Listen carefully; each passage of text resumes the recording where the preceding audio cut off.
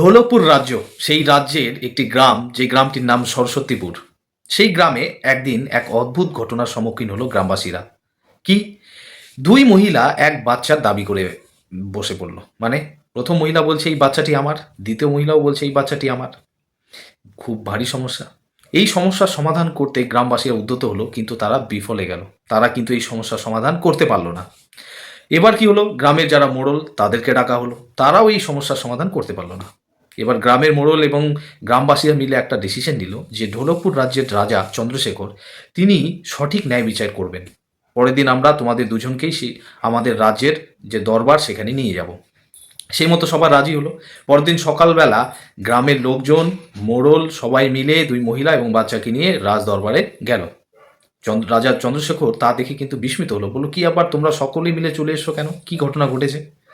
তখন গ্রামের মোড়ল বলছে যে এমন ঘটনা কিন্তু আমাদের গ্রামে কখনোই হয়নি। এই যে দুই মহিলা, এই বাচ্চাটি, দুই মহিলাই বলছে এই বাচ্চাটি তার।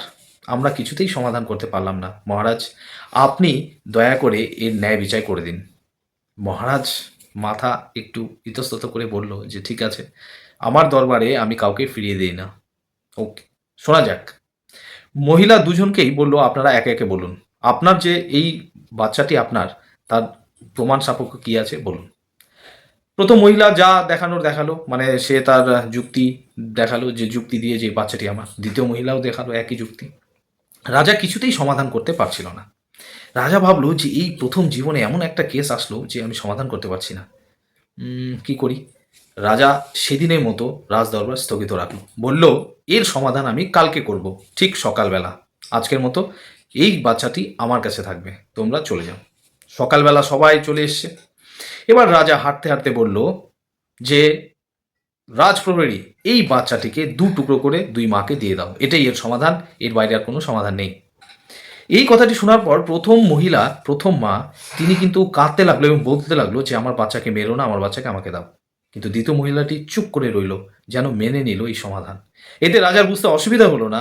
সে বলল যে আসল এই বাচ্চার আসল মাই হচ্ছে প্রথম মা, প্রথম মহিলাটি, তাই তাকেই বাচ্চাটি ফিরিয়ে দেওয়া হোক। এবং দ্বিতীয় মহিলাটি মিথ্যা কথা বলেছে, তাই তাকে পানিশমেন্ট দেওয়া হবে।